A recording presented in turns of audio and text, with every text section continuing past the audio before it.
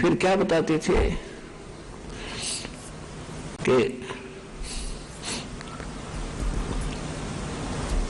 उदय अस्त का राज मिले तो भी नाम बिगाड़। ओए होए होए, अब क्या बताते हैं परमात्मा, अगम निगम को खोज ले बुद्धि विवेक विचार, उदय अस्त का राज मिले भाई तो बिन नाम बिगाड़े। ओए होए, ये इतने गुड रहस्य की वाणी बताइए, जीव के समझाने की थी। दया करी दाता के ऊपर परमात्मा परमेश्वर ने ये सूक्ष्म बोध के रहस्य को जाना। क्या बताना चाहते हैं परमात्मा कि कुछ थोड़ा सा विचार कर कि यदि जीव को पूरी पृथ्वी का शासक राजा भी बना दे तो अगर भक्ति नहीं कर रहा, देखो भक्ति चाहे राजा करो चाहे रंग करो, राजा मर्यादा में रहे, भगवान से डर के चले। राजा की जो प्रजा होती है उसके बच्चे होते हैं, एक रूल ये है। लेकिन अब वर्तमान में राजा की प्रक्रिया बदल गई। हम सोच रहे हमने बहुत अच्छी प्रक्रिया बना दी, इलेक्शन से चुने जाते हैं। तो इलेक्शन से चुने हुए क्या करते हैं, जिस भी पार्टी का शासन आ जाता है वो अपनों की तरह मेयर करते हैं, दूसरा न रगड़ देते हैं। बताओ, राजा का काम नहीं करे होते, एक दुश्मन का भी काम साथ कर रहे। राजा का काम है, प्रजा का पिता होता है। अब बाप अपनी सारी संतान को एक दृष्टि से देखा करता है। वो अलग बात है, कोई नकम्मा लड़का है, बेटा है, बेटी, उसको खुरकाना धमकाना तो पड़ जाता है बाप ने, लेकिन फिर भी उनका अहित नहीं सोचता। तो वर्तमान में इन राजाओं की क्रियाएं बदल गई, इनके विचार बदल गए, ये कलयुगी राजा कहलाते हैं। तो राजा पूरी प्रजा का पिता होता है। और यहाँ क्या बताते हैं कि राजा भी भक्ति करे और अपने कर्तव्य कर्म करे, बस बुरा नहीं करे किसी का स्वप्न में भी। पिछला उदाहरण देख लो, श्री रामचंद्र जी दशरथ के पुत्र, जो विष्णु अवतार थे, अयोध्या के राजा थे, और उसको कहीं कोई दिक्कत होती है क्षेत्र में, मंत्री महामंत्री या कोई उसके गुप्तचर आकर बताते थे कि ऐसे ऐसे उस क्षेत्र में उस व्यक्ति ने ऐसी गलती की है, तो वो उन पर विश्वास नहीं करते थे। स्वयं वेश बदलकर किसी भी रूप में जाके वहां लोगों की चर्चा सुनते थे और वहां तक भी पहुंचते थे, उनसे भी बातें करते थे, भाई क्या हुआ, कैसे हुआ। जब कति निर्णय पता लग जाता, अपनी आंखों कानों सुन लेते, तब निर्णय लिया करते थे। वर्तमान में कोई कहे जिसकी पार्टी वाला फलाना ने ऐसे कर दिया जी, अपना ये हो जाएगा, रगड़ दो उसको, तो ये अपने कर्म बिगाड़ रहे हैं। कालनैतिक बिगड़वाने हैं, इसी के बच्चे हैं, राजा भी इसी का बच्चा, प्रजा भी इसी के बच्चे। लेकिन राजा का कर्तव्य नेक हो। तो यहाँ क्या बता रहे हैं कि जो राजा भक्ति नहीं करता, फिर आम जीव की तो कहनी दुरुक्ति, कहना जो भक्ति नहीं करता उसकी तो होगी दुरुक्ति क्या, क्योंकि हम राजा को बहुत सक्षम मानते हैं। तो उस राजा की ही क्या हालत होगी। क्या बताते हैं कि अगम निगम को खोज ले बुद्धि विवेक विचार, उदय अस्त का राज मिला तो बिन नाम बिगाड़े। अब बिगाड़ की डेफिनेशन बताएंगे, आपको नहीं पता होगा।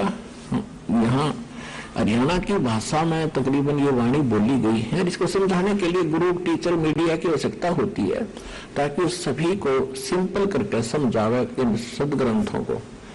ये सूक्ष्म वेद है। बिगाड़ का मतलब होता है जिसमें इनकम कती ना हो, खर्चा खर्चा हो। जैसे पहले पुलिस वालों के पास ये गाड़ी नहीं हुआ करती, जीप जाप नहीं होती थी। ये किसी भी सवारी ढोने वाले व्हीकल ने, जीप को या थ्री व्हीलर को पकड़ ले जाते थे, उससे अपना रेड लगाते थे। तो ऐसे हमारे गांव से थ्री व्हीलर चला करते शुरू में, सड़क बनी 1969-70 की बात है। तो उनमें से एक नहीं आया तो दूसरे ने पूछा कल क्या बात होगी, कल क्यों नहीं आए सवारियां। और भी व्यक्तियों ने पूछा, उसने बताया कल मैं बेगार में फंस गया। बेगार कैसे, पुलिस वाले पकड़ लेके जाते ही शाम ने गया और सारी रात और सारा अगले दिन, अगली रात को छोड़ा, तेल मैंने अपने पल्ले से डलवाया और सारा दिन पहिया टिक्या नहीं, सारा दिन घूमता रहा। तो कहने का भाव यह है कि जैसे थ्री व्हीलर चलता है तो वो नहीं सोचा करे घनी कमाई करेगा आज, तो वो चलता दिखे था। और आम आदमी ने सोच रहा होगा कि कोई बड़ी कहीं दूर लंबे सफर पर जा रहा, अच्छी कमाई करके लाएगा, और वो पल्ले से अपने जेब से तेल डलवा रहा था, अपने पल्ले से रोटी खा रहा था और सारा दिन घुमा रहा था, पैया टेका नहीं और चवन्नी की इनकम नहीं, इनकम के साथ में खर्च और हो गया, इनकम तो छोड़ो। तो उसने वो बेगार कहा करते, कहा तुमने बेगार ढोई सारा दिन, यानी पल्ले कुछ मिला नहीं, खर्चा घना हुआ और पैया टिक्या नहीं, सारा दिन भागता रहा पागल की तरह। तो यहाँ परमात्मा इस शब्द से क्या समझाना चाहते हैं कि अगम निगम को खोज ले और बुद्धि विवेक विचार, उदय अस्त का राज मिले तो बिन नाम बेगार है। देखो पूर्व जन्म के पुण्य संस्कारों से कोई उच्च पद प्राप्त होती है कि तुम तो कोई सेठ बनता है, कोई IAS IPS बनता है, इंजीनियर डॉक्टर बनता है, जज बनता है, या मंत्री मुख्यमंत्री प्रधानमंत्री राष्ट्रपति बनता है, तो ये पिछले पुण्य कर्म से बनता है। जैसे पहले किसी की इन्वर्टर की बैटरी चार्ज है, अब जिसकी अच्छी बड़ी बैटरी हो तो सारा दिन भी चल पड़े, मनमान एक दो पंखा कूलर चल पड़े, उसने आगे चार्जर नहीं लगा रखा है ना उस बैटरियों को, चार्ज इन्वर्टर के, तो फिर भी चलती दिखेंगी वे, लेकिन वो एक दिन खत्म होंगी, फिर एकदम डाउन मार जाएंगे, वो डिस्चार्ज हो जाएंगे। इसी प्रकार ये जो जितने भी राजा को ही लेकर चलते हैं, उसके बाद अन्य की सबकी स्थिति उस समय आ जाती है, जब उसके साथ यह बनेगी तो बाकियों के साथ क्या होगा, अंडरस्टूड है। तो राजा के पूर्व जन्म की बैटरी जब तक चार्ज थी, यानी उसके जो पुण्य थे, उसके जो जेब में पैसे थे, उसको वो खर्च कर रहा था। अरनू देखो वहां मीटिंग कर रहा है, वहां फिर जा रहा है, कल वहां उसके स्वागत में खड़े हैं, सारा दिन अब ऐसे सारा जीवन व्यतीत कर दिया, आगे पाछे उसको चहल पहल रहती है।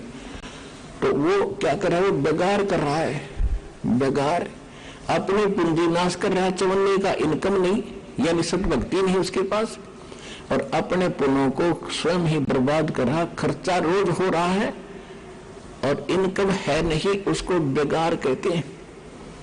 चाहे वो कुछ बना रहा, अगले दिन आज राष्ट्रपति प्रधानमंत्री किसी देश का है, मृत्यु के उपरांत वो पशु योनि में गधा बन गया, वो खाक राष्ट्रपति रहा, फिर क्या प्रधानमंत्री बना।